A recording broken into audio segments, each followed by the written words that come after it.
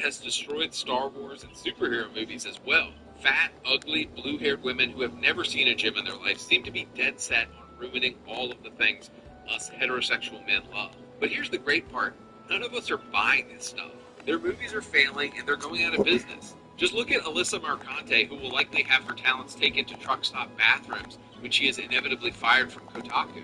But back to the Yasuke thing, do some more browsing and you will see this sentiment expressed by quite a few black YouTubers. Quote, if you don't like a black samurai, you're just racist. What I want to tell these people is this. Don't you see you're playing exactly into what the white liberal women at Ubisoft want you to say? You could make a song from your weirdest idea. Just write the song in a few words, then pick a genre and mood. I'll handle the rest. There's a demon on my shoulder. I can feel it burning my pride with. Hey, Ubisoft thinks you can be bought, and you've proven them right. You can be bought. All they had to do was put a black man in a game. No matter how insane or poorly done or historically inaccurate, you showed that you can be easily bought. Meanwhile, Jay the Concept is trying to tell y'all, don't be a checkbox on an ESG score. Do not be bought off by this pandering-ass tokenism. So this is my first jumping off point for what it means for something to be woke. And woke commandment number 1 is this. Quote, your skin color and sexual orientation is the only thing about you that matters. Not your beliefs, not your struggles, not your character development. No, your skin color is the only thing about you that matters. So as Ubisoft sales slide into the trash can and people complain about Assassin's Creed games being formulaic, how are they going to try to generate buzz about their new game? Oh, I know. Let's throw a black samurai in there with some cool hip-hop music. That'll get the kids talking and show everybody that Ubisoft is hip and relevant again.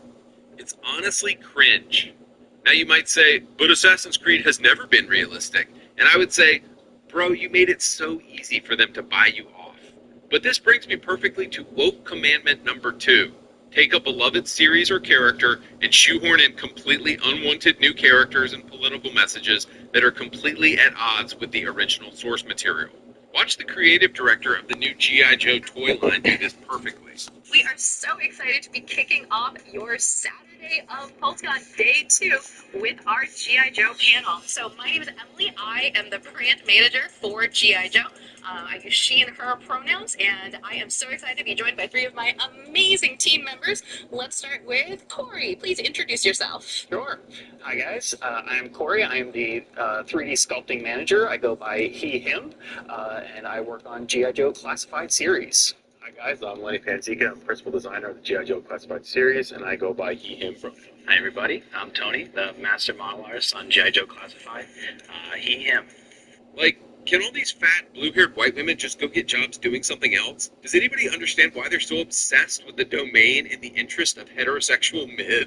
Like, it's weird that this liberal white woman wants to be involved in G.I. Joe shit. Like, that's just weird. What I hear constantly in YouTube comment sections is this. If you want to change a character, go make a new show. But they never do that. They're coming for your show. They want to ruin your show. They want to ruin the characters that you're into. It keeps happening again and again and again, and I wonder how many billions of dollars they're going to lose before they learn to stop hiring these liberal white women.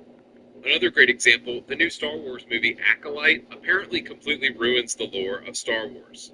Gears of War? Yeah, went woke in Gears 4 and 5 because they took a game of manliness and a game about men and made it about motherhood and women. Saints Row, the most offensive, edgy, and wonderful video game series ever made. What should the 2022 reboot be about? Maybe bring back the original characters? Nah, let's kill off every single beloved character from the original game and replace them with a similar...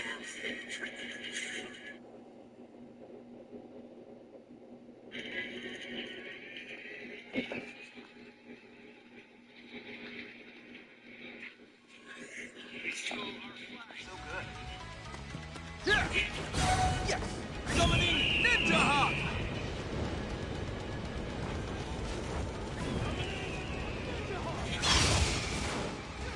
Over here! Fire style! Flaming meteor! Heavenly handheld! Charging gun!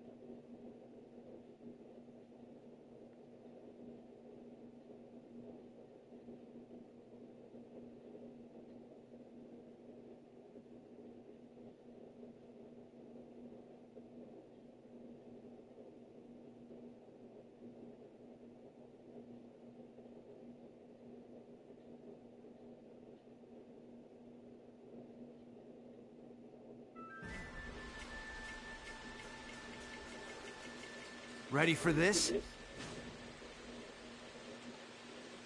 Let's go, team!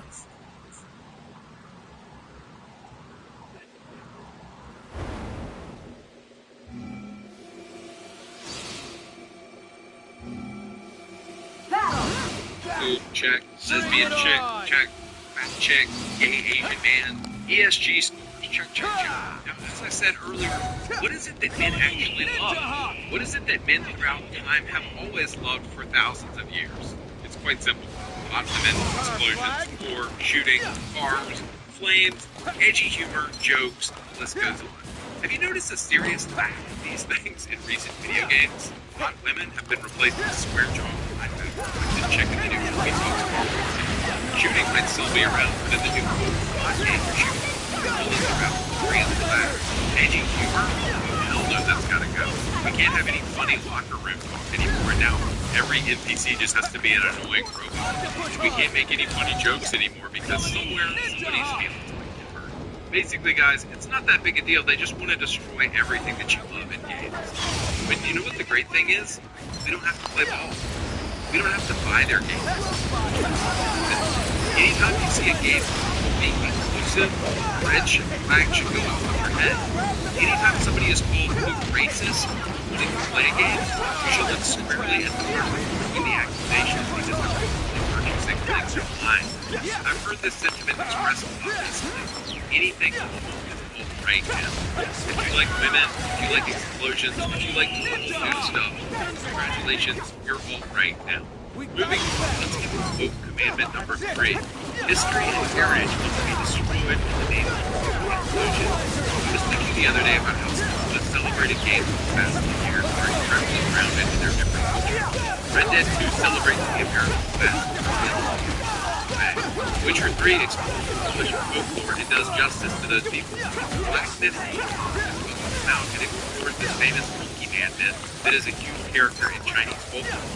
All games people love and celebrate often lean into historicity and authenticity because, honestly, guys love that stuff. You watching the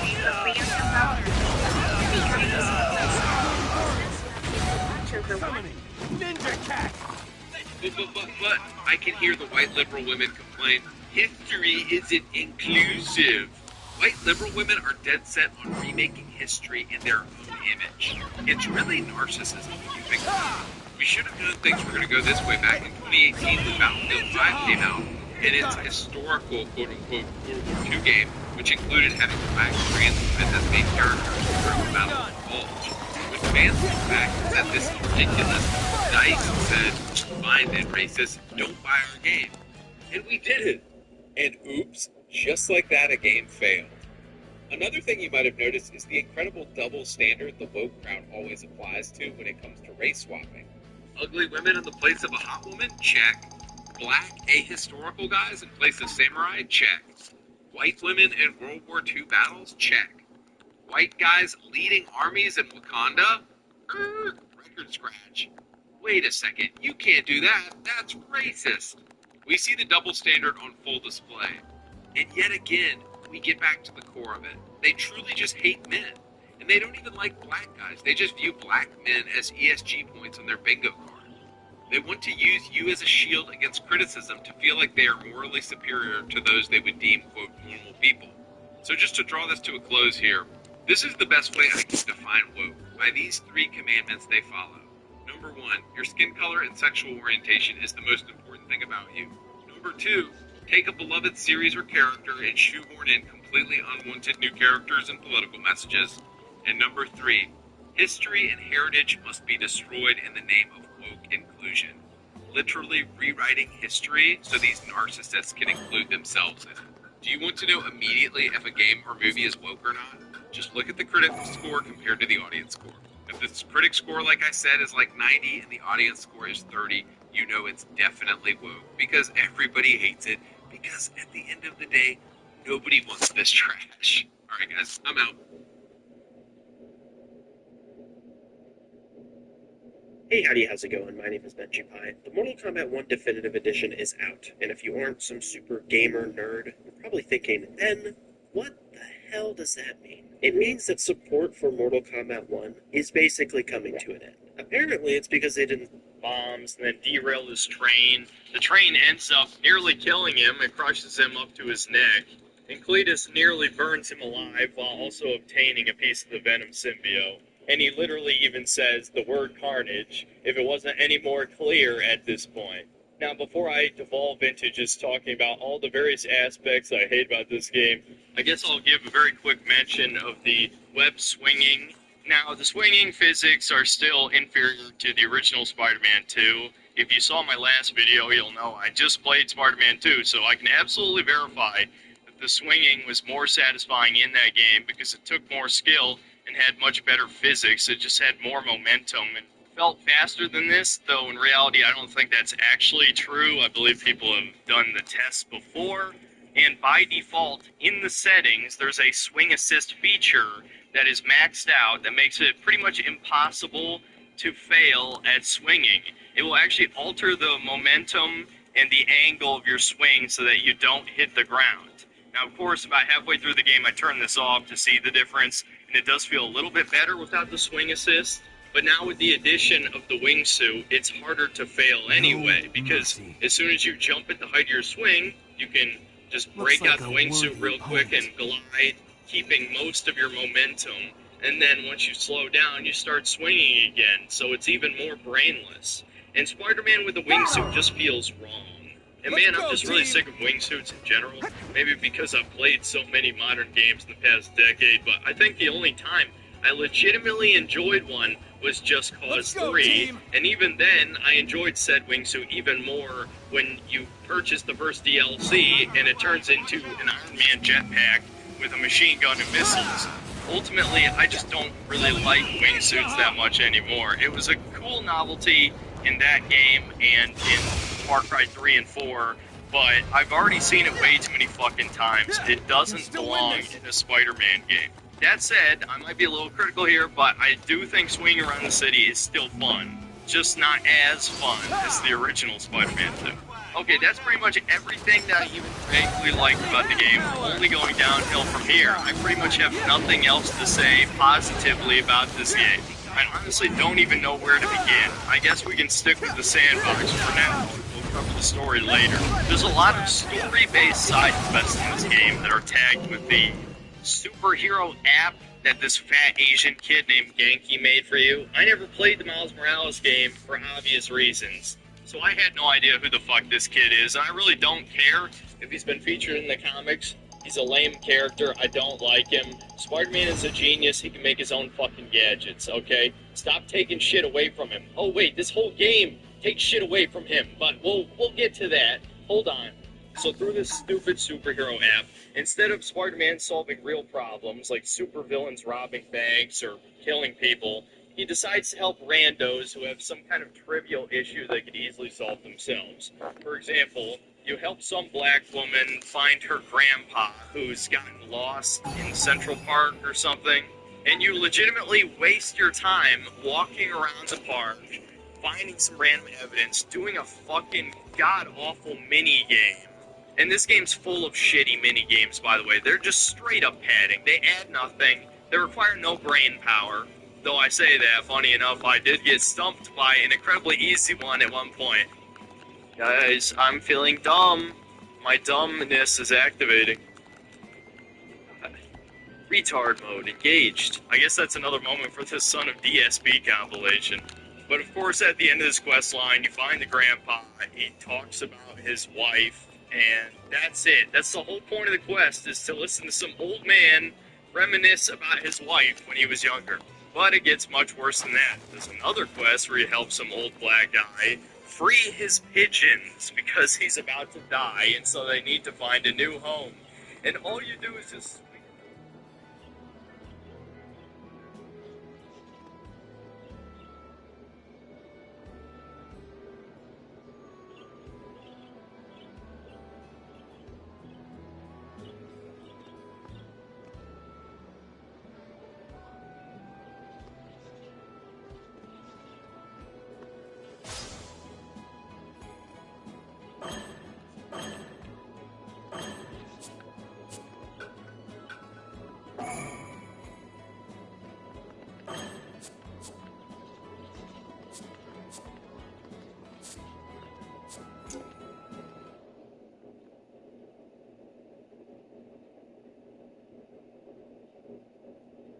city with pigeons flying around you while a copyrighted song plays.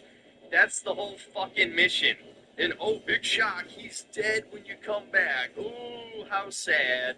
There's another side quest where you help some blind woman because apparently there's a monster in her yard. It turns out it's one of these robotic panther enemies, and Genki reprograms it to be a dog, a heckin' pupperino, and you train it by shooting webs at shit in the environment.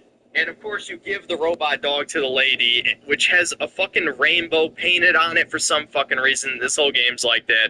That's just the tip of the iceberg for that shit. Oh, but it gets worse. It gets much, much worse.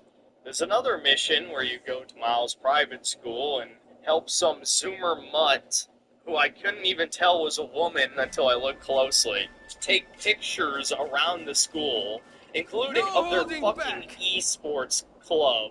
And then the quest all of you were waiting for me to talk about, where you help a gay kid ask this dude out to homecoming.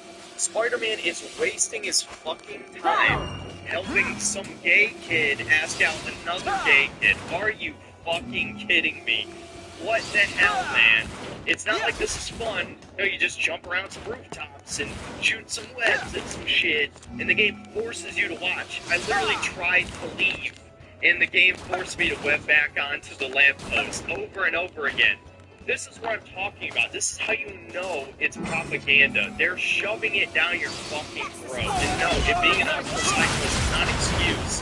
Especially since you had no way of knowing what you could see what this quest contained unless you read it on the internet. It's just a random side quest called Homecoming. But arguably, that's not even the first side quest in this game. Not even worse. There's a side quest. You play as Miles' deaf girlfriend walking around spraying graffiti. But what's actually hilarious about this mission is about two things. First of all, you can actually turn on audio for this deaf girl that's being read by a real deaf person, which is very unintentionally hilarious, and I made the most looking for jokes imaginable here.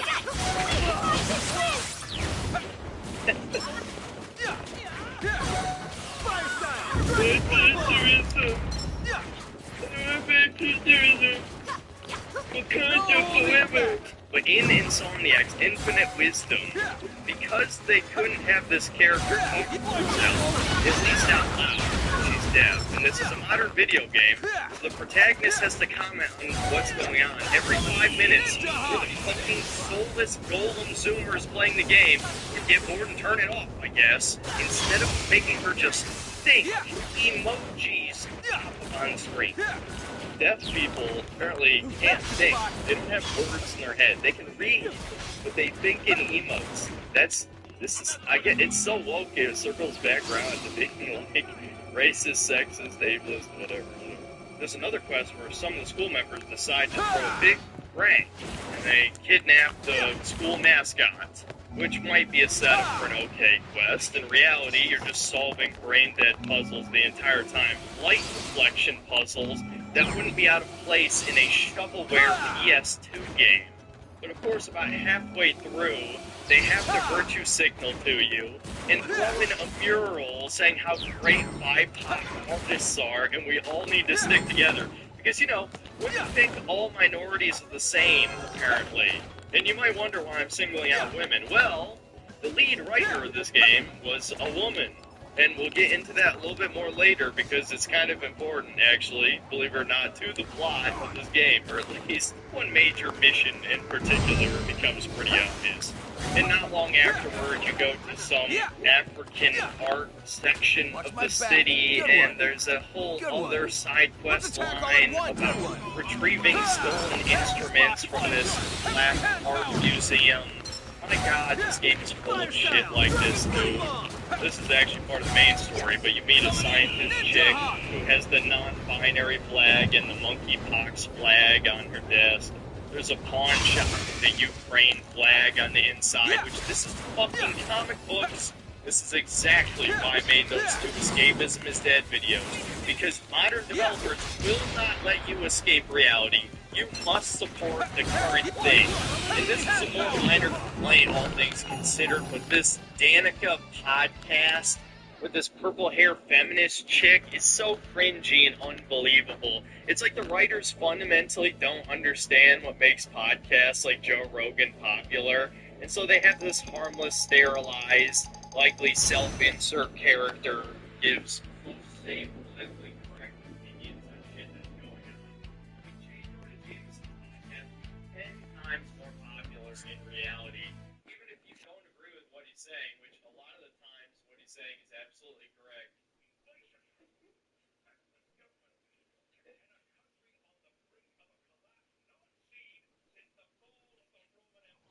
He just sounds way more interesting. He's actually giving a real opinion. He's enthusiastic.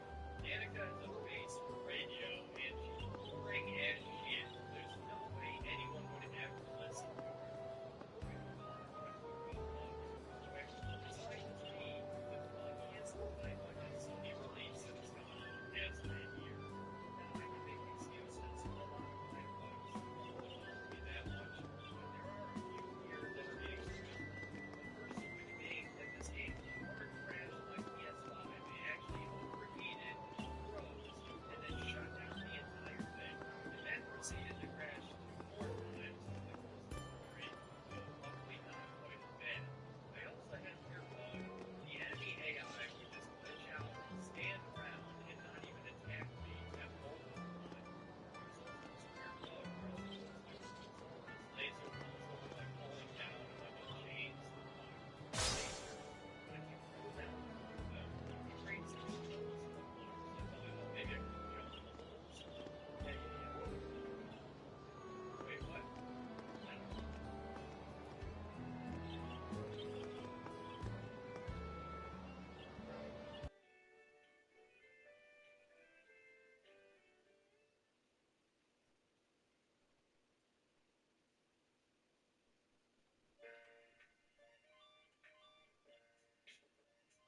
If another small business owner or chef approached me about opening a new space, I would most certainly tell them to start with Webstron.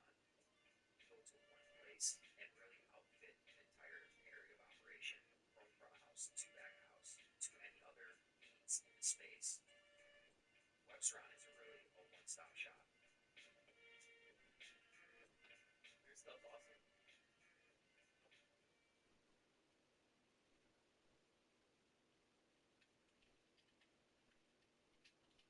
What? I thought. Wait a minute. What? So that uneven reporting to another company, and when Looks like a worthy opponent. the game just straight up soft. No holding back! You think that one would have been pretty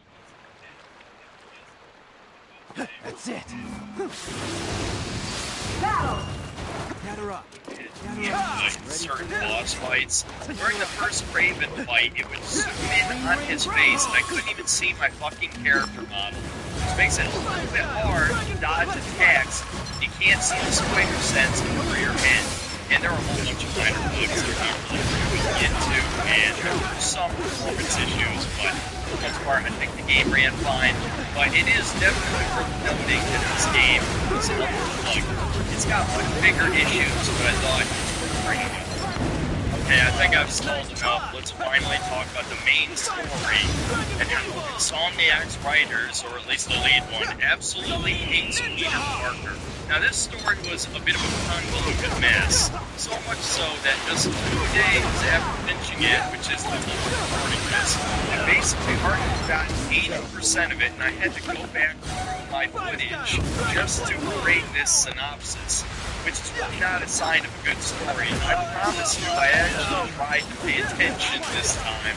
Unlike God of Ragnarok, where I was looking at chat for probably half the game, because once again, that game was boring as fuck. The story begins with Sandman attacking the city. Why is he attacking the city? I guess his brain is scrambled.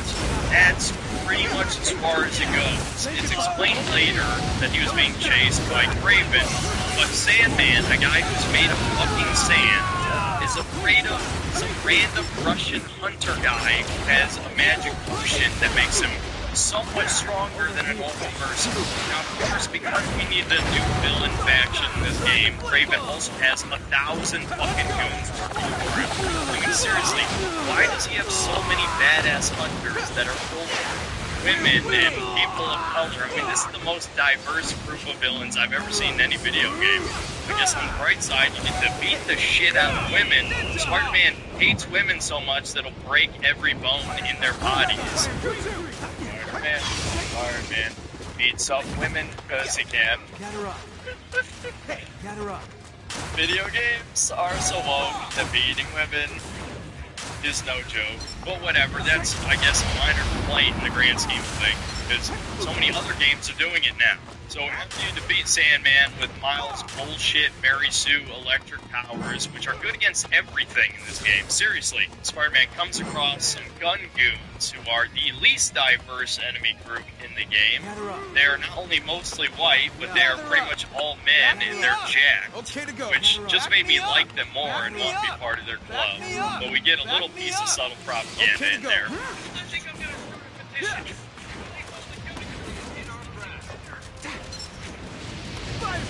Right. The Second Amendment, Spider-Man, I mean free. I know people are going to debate this point whether or not it's actually vote bombs, and I don't care. No bigger fish to fry here. At the end of this mission, we end up rescuing J. Jonah Jameson, and he is one of the very few based characters in this game. Though obviously, unintentionally, as he's just meant to be a right-wing caricature, which is actually hilarious because it's almost always correct.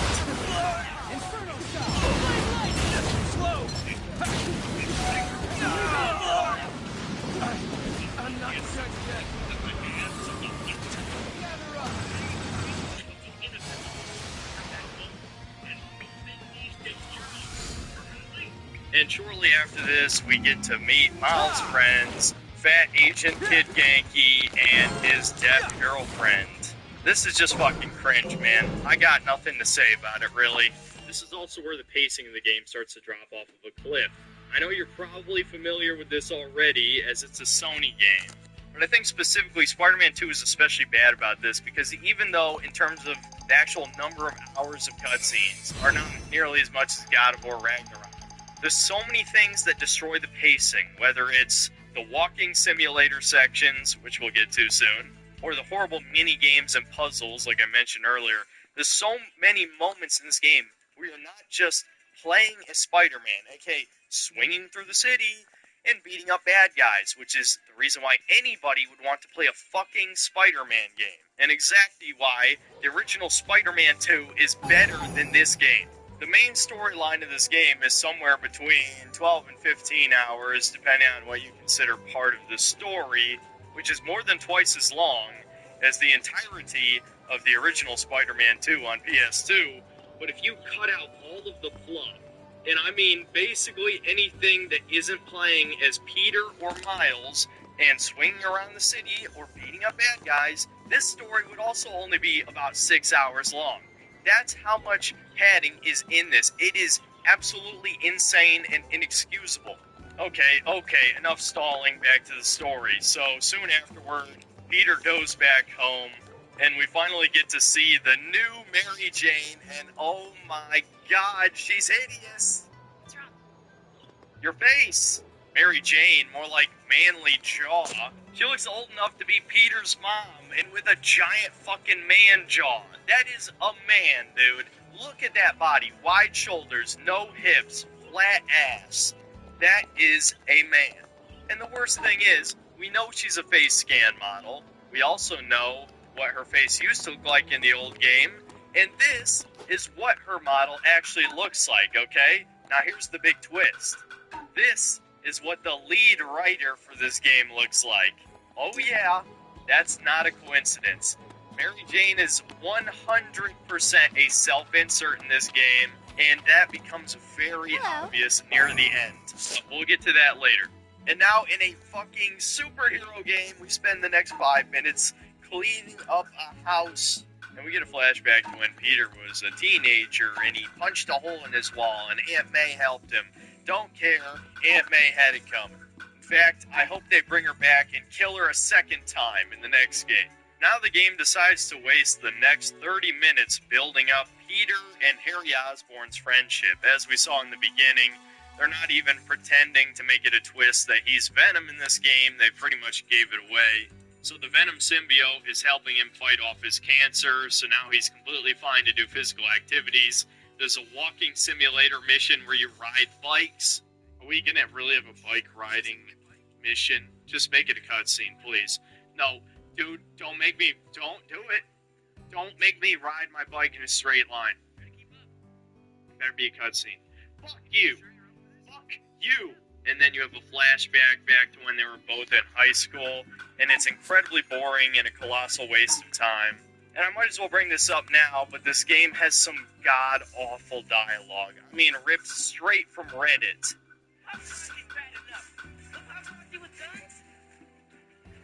Oh my god, that paparazzi with guns! Epic. Can improve your shot of footage and everything. No takers. Just me. Okay, well, you know, you come to me for the real, so I'm just trying to deliver. You're like a real estate agent. A real estate agent. Okay. You sound. I'm peachy, just peachy. I'm very Reddit chungus right now. Hey, he isn't in the gardens either. But I found his inhaler and was able to science my way into creating a trade. I was able to science my way. Fuck. Could you not, please? I'd like to keep my fight brace. Could you not? How many gay jokes are in this fucking game? I shall be your first. Oh my. The game, they're doing it on purpose now. So on our next mission are 2 Spider-Men, and yes, they call each other Spider-Man. Gee, I'm sure that wouldn't be confusing at all to the public, especially when one sounds black, and is clearly wearing a different costume. Are guarding a ship carrying the Scorpion and some other prisoners from the raft, as Kraven shows up to break them out for his great hunt. As it comes up later in the plot, Kraven is dying of cancer, even his magic potions can't save him, so he wants to fight the ultimate foe who can finally give him an honorable death. And as you can imagine, this makes him one of the only other based characters in this game. At least he has a pretty understandable motivation. His design is straight ripped from the comics. It looks great. Kraven was certainly one of the only good characters in this game, even if I don't really like the idea of him having 1,000 minions. I mean, where's the sport in hunting this ultimate prey if you have an entire army capturing them for you to fight them in single combat? Isn't part of hunting tracking them down yourself? But whatever. The 2 Spider-Men fail, and there's this whole subplot with Miles trying to resist killing Martin Lee, aka Mr. Negative from the first game, because he killed his father, Jefferson Davis, which, yes, everyone has pointed out the funny irony of him being named that. That was kind of the point, yes. And you would think with Miles Morales being Peter Parker's student, protege, apprentice, whatever you want to call it, that maybe Peter would help him forgive Martin Lee, or maybe at least resist the urge to kill him. Nope. Miles does this all on his own. In fact, Miles takes care of all of his problems on his own, but not just his, but also Peter's problems. And people say he's not meant to be a replacement. Well, this game basically straight up tells you that he should replace Spider-Man. So you're just fucking lying to yourself, and it's an embarrassing lie. Now, I hope you enjoyed that mission, because the next one is another walking simulator one. Hooray! At the Emily May Foundation, where they shove another environmentalist message into your head. By no exaggeration, this was 20 straight minutes of slowly walking around and listening to all of these really cool inventions that are going to save the world. It is some of the most boring shit I've ever done in a video game, man. It is straight up awful, and there's only so many times I can say that, but I didn't care about any of it. The end result is Spider-Man gets a job there. Wow, hooray. Not too long after this moment, Scorpion gets killed by Kraven, which was a legitimately kind of enjoyable moment. Though something I've noticed that this game series has in common with the MCU is they have no problem with killing off villains. Apparently, Shocker, Electro, and Vulture all get killed off-screen in this game. So by the time this game is over, half of Spider-Man's rogues gallery are either dead or reformed. Because yes, there's multiple reformed villains too in this. Now, I know some people are going to disagree with me on this, but I really think it's a waste of potential to just kill off almost every villain after their first appearance. Especially since, even though Spider-Man has one of the greatest groups of villains of any Marvel character, it's still only so deep. I don't think Green Goblin's going to be enough to carry the third game, but I guess that's a problem for 5 years down the line at this rate. So the next mission, we finally get to see the return of Black Cat, and guess what? Peter doesn't even get to interact with her. No, this is a Miles Morales mission for some reason, and they tease that Doctor Strange is going to show up, but no, it's just Black Cat stealing a teleporting scroll, and you'll never guess why. Apparently now she's a lesbian, and she uses the scroll to teleport to Paris so she can get with her girlfriend. Are you fucking joking? And what adds insult to injury is Black Cat is one of the only vaguely attractive women in this entire game. There is no other explanation for this except that the writers hate Peter Parker, and they hate Peter Parker's fans. All the self-insert nerd people who Spider-Man was literally made for. That's why he's one of the most popular superhero characters ever since his creation, is because he is the perfect self-insert for the nerds who are reading comic books. And so Peter Parker's life is shit, man. So many bad things happen to him. It is a running trope across all of his comic book series. And so what did they do? They gave him a supermodel girlfriend so that he has one thing in his life, one good thing to keep him going so he doesn't just blow his fucking brains out. And what do they do in the games? They take that away from him by making her a fucking 50-year-old man-jawed And although Black Cat is still somewhat attractive, in the comics she was a fucking bombshell, dude. Easily one of the most attractive characters. Just like, you know, Catwoman, who she's blatantly a ripoff of. All the Arkham games came out before the wokeness explosion in every development studio. Just compare what Catwoman looked like in Arkham City or Arkham Knight to this.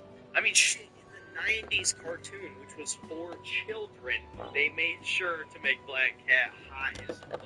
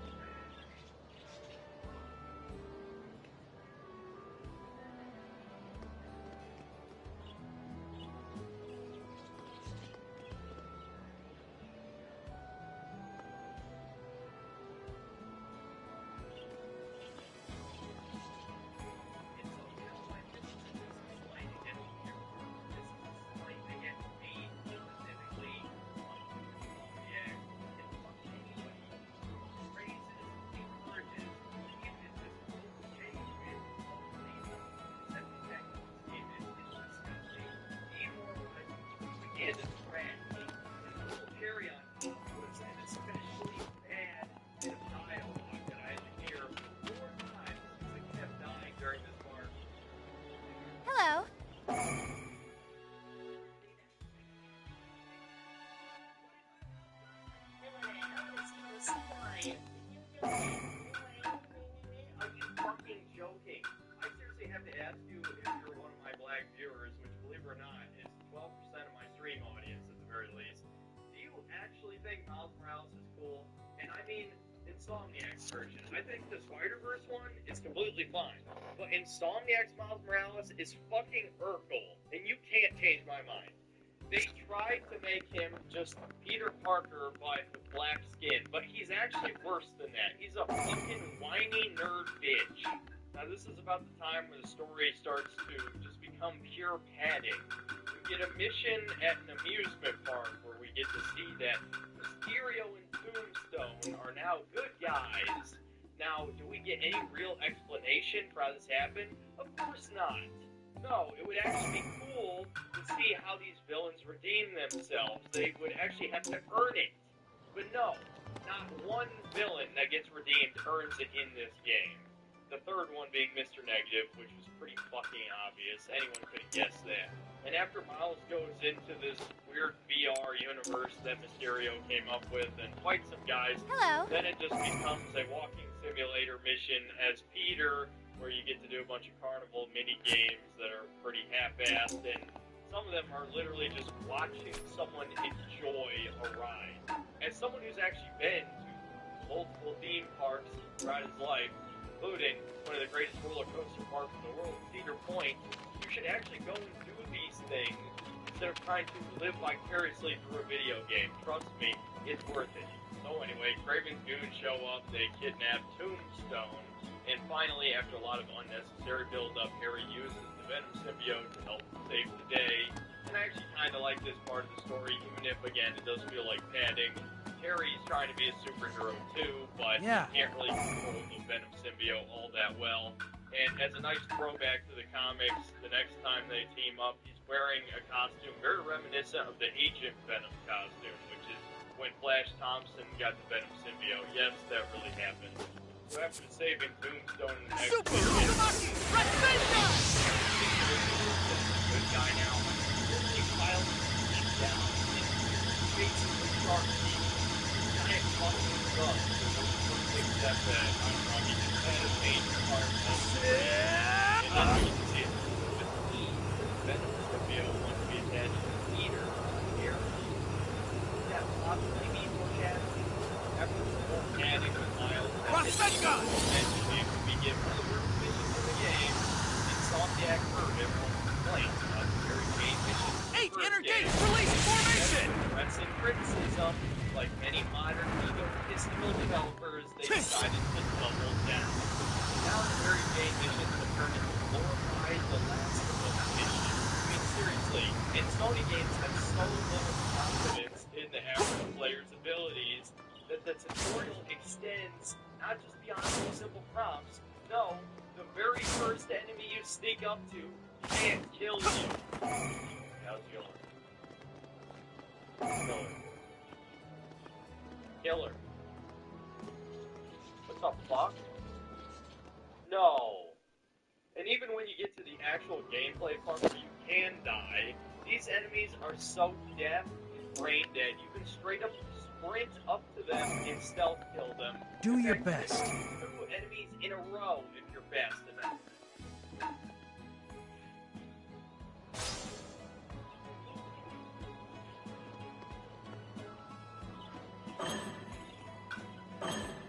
They're so dumb. As soon as Mary Jane takes cover and goes around a corner, they lose sight of her and are all confused and don't keep tracking your location. All of this on top of the fact that a single taser to the neck knocks them out, when normally it takes like 8 punches to knock out a basic enemy as Spider-Man who has super strength. Now this is the part where some nerd says, actually he holds back against normal humans, otherwise he would kill them. Yeah, but he holds back so much that it takes 8 punches versus 1 taser? Why doesn't he just have electric fists at this point? In fact, Miles Morales could just electrically charge his punches to knock out people instantly. This gameplay is so unbelievably bad, dude. It is truly an embarrassment. And when we finally make it through this segment, the whole point of this mission was to rescue Dr. Connors, aka the Lizard. But of course, Kraven shows up right before she can rescue him, and actually, we get a pretty moment where the girl boss finally gets defeated. And briefly, we get to play Spider-Man again, only for them to take away control in just 5 minutes by having Peter get stabbed by Kraven. We don't even get a boss battle here, no. I can't lose this! Interesting for him to get stabbed during Time to a test cutscene. my strength. This major fake out as if Peter Parker's gonna fucking die halfway through the story of the Spider-Man game. Into the shock of absolutely Remember, teamwork! I think there'd be a lot of Coming! Ninja Hawk! Summoning! Ninja Hawk! think about it doesn't really make sense. Hill, you can't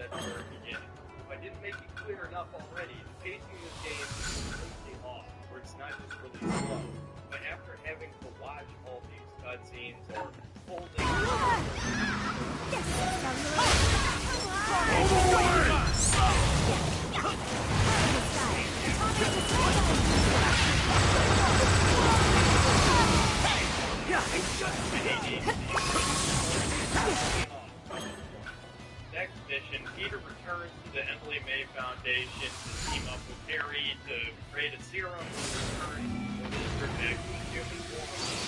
Raven is now Peter, Hunter's attack and destroy the Foundation.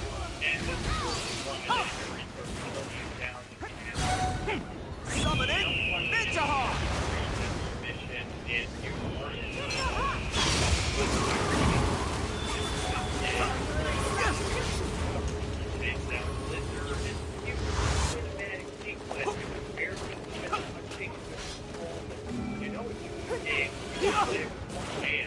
Finally, next mission we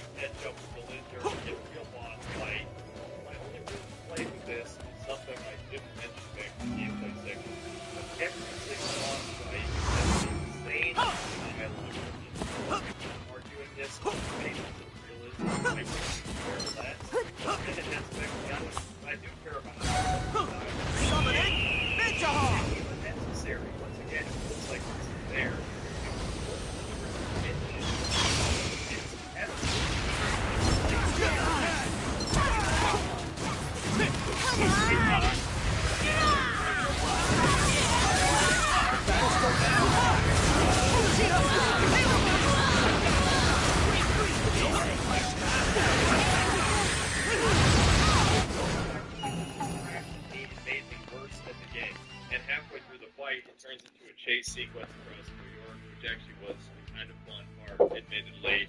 But Kraven, I guess as an homage to King Kong, manages to snipe the lizard off a building with a crossbow. Even though just seconds ago we saw cops. Yes, the cops apparently exist in this game despite their extremely reduced presence. Yeah, that's something you'll probably notice. As a response to a common game journalist complaint about Spider-Man helping the police. I know, a fucking superhero helps the police. What a crazy idea, right?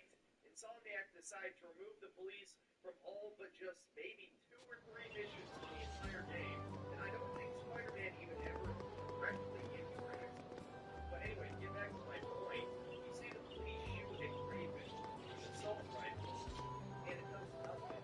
And one shot from a fucking crossbow is enough to take Lizard off the building, which ultimately doesn't matter because the biggest bill. And Peter injects him with the cure and rescues him from drowning. Now we get one of the big plot twists of the story that the Venom symbiote is in fact an alien, which everyone who's read any comic or seen the cartoon knows that it's an alien. The only reason this is even a plot twist is because it seemed like a fake out there into the Ultimate Universe version of the story where he was made in the lab. So I'm kind of glad they stuck to the comic book. And Dr. Connors warns Peter that the Venom Now then. is your mind. And now, of course, as we've been told this in the story, all of a sudden Peter's transformation into a monster skyrockets to this black horror because we gotta rush this shit along. We got 2 main characters with no time to develop one complete plot line. And ironically, even though a lot of people kind of shit talk that you play Miles Morales throughout half this game, Miles Morales has almost nothing to do with any of this. It's subplot, Mr. Negative, Now then. more development with Chud Mode Peter, as I'm going to call him, because he doesn't really act like Bully McGuire. He just acts kind of like a crazy animal psycho guy, which I don't know is kind of just more programmed. I would like it if it was a more slow then, and Peter just realized that that's making me not being so blatantly obvious to the audience in your face. I actually wanted to just a secondary option.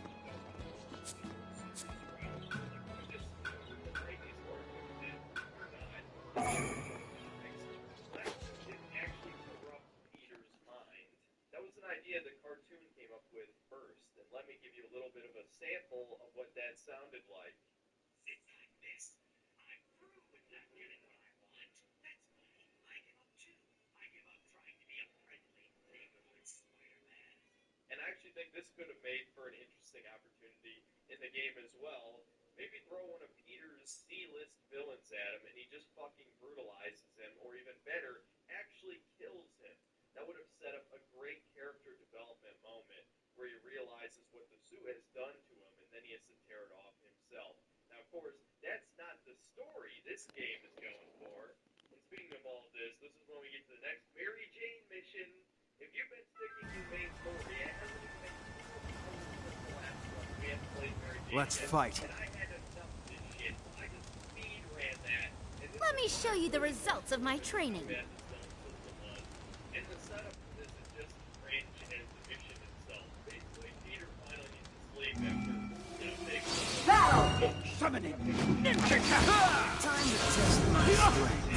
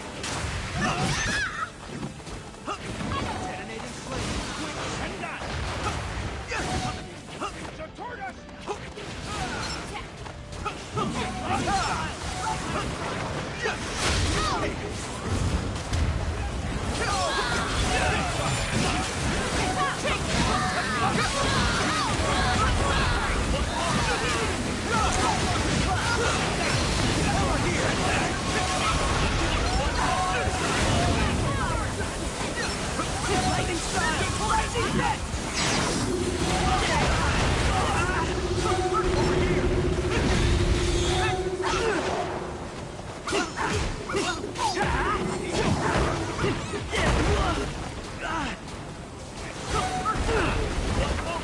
Too slow.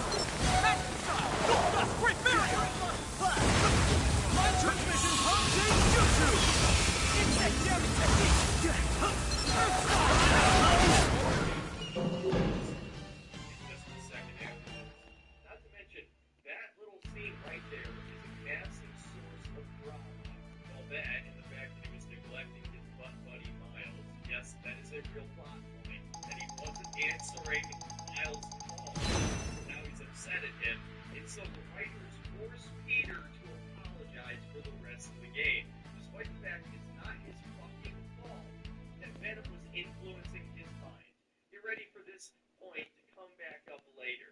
And his next mission is actually pretty solid as well. Basically, Miles ends up tracking down Mr. Negative. He's been captured by Kraven.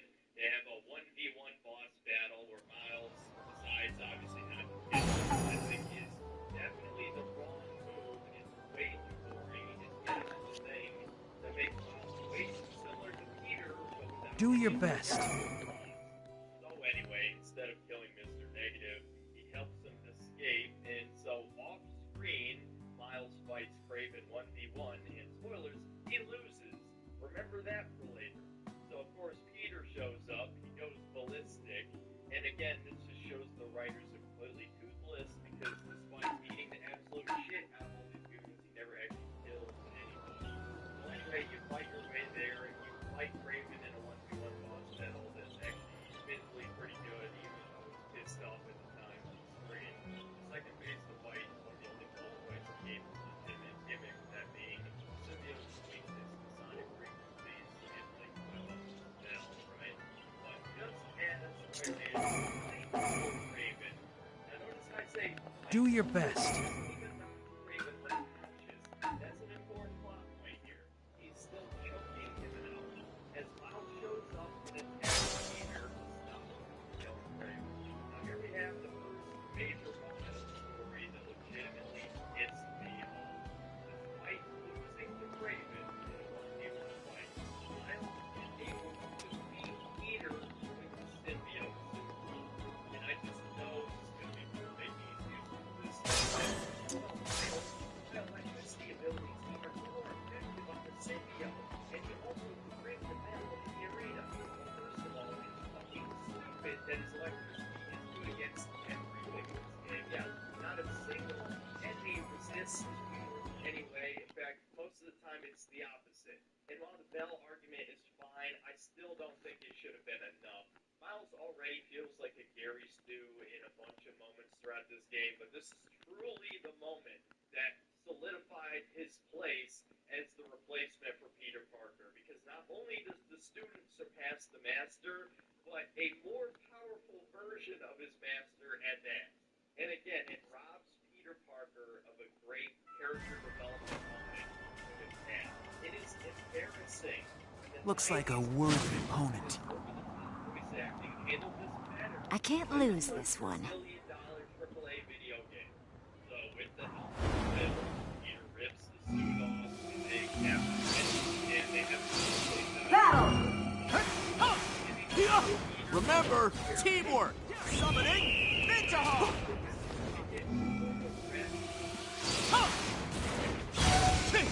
Summoning Ninja Hawk!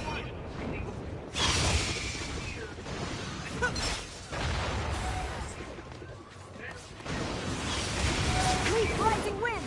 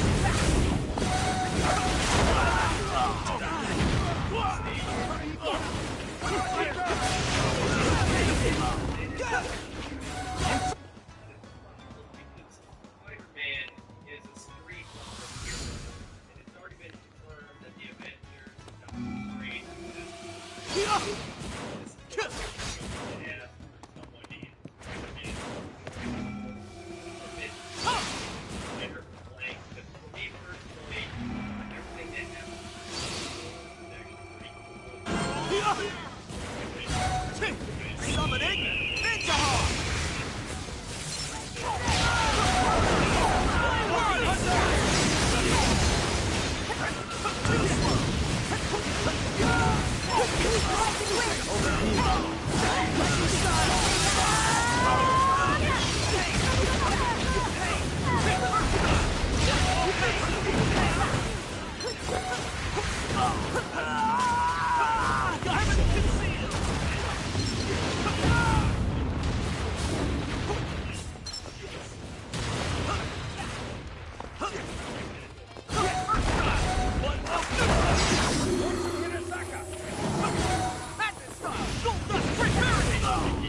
Oh no! That's the fun! Actually get to play as Venom, but only for this visit. And the gameplay is really basic. Basically, if you appear in a circle, you block or deflect projectiles. But it actually feels like a superhero game, like Ultimate Destruction. The only thing it's missing is being able to pick up pro cars, but it's pretty much got the rest. You beat the absolute shit out of 100 of all the cars you do. Then you beat up a bunch of hunters, and finally Craven shows up. Yet another boss battle. You absolutely wipe the floor with him, and then Venom chops his head off, which is easily the best moment in the entire game. Finally, it felt like there were stakes, there were consequences to actions, and best of all, there were just some really cool and fun moments. It was very simplistic, but it doesn't go on too long, and the boss fight was decent enough, though more brain-dead than the rest easily, given how simplistic the gameplay was for that mission. But I would take simple and fun, complex, and overly drawn out story and craft, and a lot of the rest of the game isn't so. The only real problem I have with this entire sequence is that it just makes the entire Craven plotline so kind of pointless.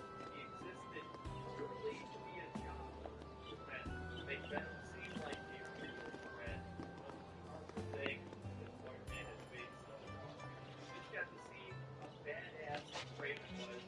He easily killed the Scorpion. He was able to fight Spider-Man with the symbiote almost at a standstill. He defeated Miles, albeit off screen. But much later, right at the end of the game, Miles Morales is a match for Venom. He fights Venom in single combat and is able to fend him off. And Peter is a plot device that allows him to fight Venom for the real reason. Miles does not. The power levels are fucked in the game. Okay, I just had to rant about that for a second. And now we're finally in the third act, and unfortunately we get yet another adding again. We definitely should have only gotten maybe one or two more missions here in this one fight with Venom. But I guess they had to build up how crazy over the top the stakes are, because now Venom is turning normal people into symbiote. So Peter actually uses his parts and recalibrates his sonic blast gadget to stun the symbiote, which I guess that makes sense, that's okay. But the game just keeps going. There's a mission where you have to rescue Miles' mom and Ganke from the subway. Why the hell is this even a mission? Again, it's just padding. It's like they forgot that Miles has nothing to do with this fucking story, so they just had to insert this here. Now we get to arguably the worst part of the entire game, the Scream boss battle. Mary Jane gets infected with the symbiote, and she turns into Scream, who actually is a symbiote from the comics. And we get the most blatant, transparent, feminist rant I think I've ever heard in a video game. I'm just gonna play some clips from the boss battle, and you can judge for yourself.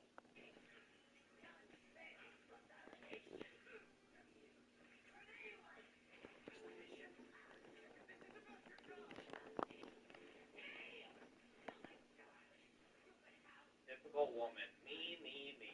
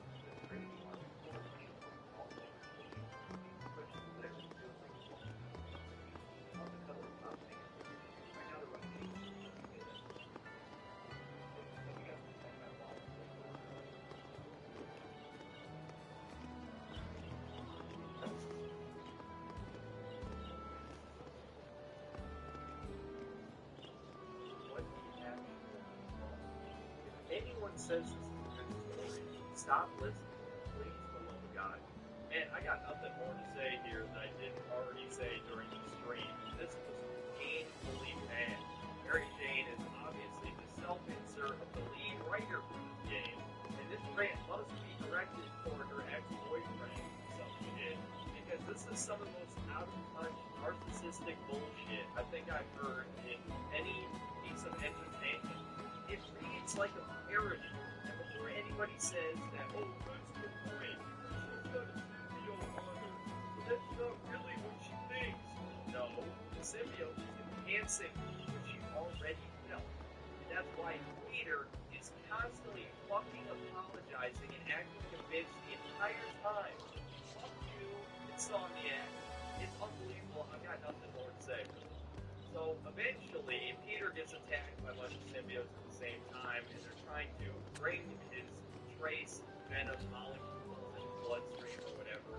And so, Miles and Mr. Negative team up to go inside of the negative zone in his brain or something. I don't know how the fuck this works. It happened earlier in the game, but I just skipped over it because it shit.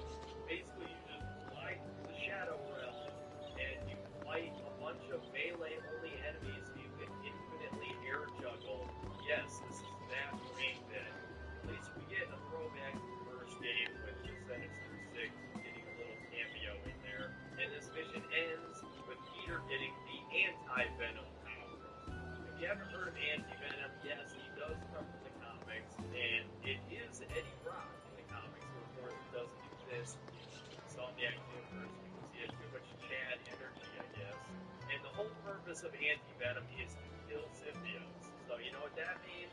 It means that these new bullet spongy enemies that you've been fighting for the last hour can actually be defeated normally, thank God.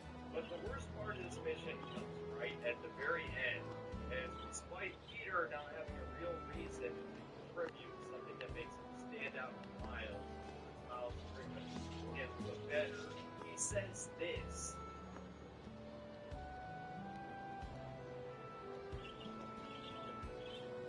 Now all of you can stop hoping, seething, and dilating, claiming that Marvel's not trying to replace Peter Parker since he's a straight white male. Insomniac just straight up told you that Miles should replace Peter. He's better in every way, and he's also an oppressed minority, and he's very cultured, and Peter, at the ripe old age of 26, is busted and slow and useless, despite just being given a power which would justify his existence in the plot. This is where they decide to put this line. This is the writers saying fuck you to the audience, and that they hate Spider-Man. People who hate Spider-Man were put in charge of writing a Spider-Man story. You know, kind of just like comic books over the past like 15 years. The Sony fans are fucking idiots. They'll eat this slop up. They don't care because they hate themselves. They are the soy boy beta male redditors who hate themselves. Okay, back to the plot. Venom is trying to retrieve this meteorite from Dr. Connor's lab that he landed in space. Somehow this thing will help him infect everybody, symbiotes. It's not really explained. And we get almost good scene with Norman Osborn seeing what has become of his son. And Spider-Man shows up right in the nick of time, but of course, way too early for a boss fight here. So Venom gets a hold of the other piece of the meteorite. Now, man, I don't even remember when he got the first piece. Again, I was trying to pay attention, but this shit was very boring. And we're given an actually interesting ethical dilemma. Dr. Connors tells Peter that he has to kill Harry to stop Venom, whereas Norman Osborn wants him to save his son. Unfortunately, because this is a modern superhero story, Spider-Man doesn't consider killing Harry for even a second, so it's not really a real moral dilemma, but we almost had something interesting there. And as Peter escapes the building, we get to see that New York is already covered in giant tendrils of symbiote slime, and we meet up with Miles again, and he has the ugliest fucking superhero costume I think I've ever seen. So you would think, now we get the last mission. Nope. There's another mission where they have to infiltrate the symbiote nest and get this meteorite that's going to help him infect the entire world with symbiotes or whatever. Who cares? The real issue is that this is another fucking Mary Jane mission. And it becomes a straight up third-person shooter. If it wasn't obvious enough that they were trying to make a discount Last of Us with the last two Mary Jane missions, it just straight up is a shooter. And it's so brain dead, so fucking unbelievably easy and brain dead. This game's combat system, despite my personal complaints, is good. I don't think it's as good as like Arkham Knight, but it's good. This is not fucking good. This is terrible. It feels so half-assed. Mary Jane should have even fucking been here. She has unbelievable plot armor at this point that she can go into a nest full of symbiotes and defeat all of them and come out unscathed. The amount of secondhand cringe I got from playing this is unbelievable. It's almost funny, but it's not because you have to play it. So now, we finally get to the huge showdown with Venom. And guess what? Your anti-venom debuff that worked on every other version of the symbiote suddenly doesn't work until the second phase of the boss. Why? I don't know, because I guess we had to drag out this boss battle for 4 fucking forms. And 2 out of those 4 forms, you're playing as Miles Morales. Because he's there, he exists, he has to contribute. This is clearly Peter's moment to fight his best friend. That is the dramatic buildup of the story, and they still had to have you play as Miles Morales for the second half of the fight, no less. So Miles gets the final in-game blows against Venom, against Harry Osborn, a character he barely knows, and yet they still force fucking dialogue between the two of them as if he has any emotional investment in what's going on. I don't care what anybody says. This is forced as fuck. He shouldn't even be here. Anyway, after some really over-the-top bullshit, Peter finally purges Venom from Harry's body and starts dying from cancer again. Meanwhile, MJ runs the meteorite to the particle accelerator. Yes, she's here too. And they destroy it, which conveniently vaporizes all of the symbiote webbing and all of the minor symbiotes from the city. Yes, it's one of those shitty plot lines where it's like a hive mind that can be killed, but that there's no real consequences to the story. Speaking of lack of consequences, Harry doesn't even die here. As he's about to, Miles defibrillates his heart with his powers, which ultimately doesn't fucking matter because Harry's still in a coma, unless they're going to turn him into Green Goblin in the next one, which is sort of an implication. I hope they subvert their subversion and just have it be Norman Osborn be Green Goblin, because Harry being the villain voice is supposed to be kind of shit. But again, it just shows how toothless these writers are. They couldn't even kill Harry Osborn. This would have been the perfect moment to do it. But no, Miles has to be the Black Messiah, and he saves Harry, even though he might as well be functionally dead. And then we get yet another fucking terrible scene where Peter takes a break from being Spider-Man to be Peter Parker. Now, some people have interpreted this as him retiring and Miles taking the mantle, but you and me both know that Spider-Man 3 would fucking bomb, just like Miles Morales did, if Miles is now permanently Spider-Man. So, of course, Peter's going to come out of retirement in the next one, but it still is cringe as fuck. And then we get 2 credit scenes, one in the middle of the credits, where Norman meets up with Doc Ock. Obviously, they're going to team up in the next one. And then the end credit scene where it shows Mal Mom is dating some dorky fat Asian guy, and his daughter is Cindy Moon, aka Silk. So we're now going to have 3 Spider-Men in the next one. Instead of Spider-Gwen, it's going to be Silk. Because it wasn't enough to have a minority Spider-Man, we now also need a woman Spider-Man. In fact, this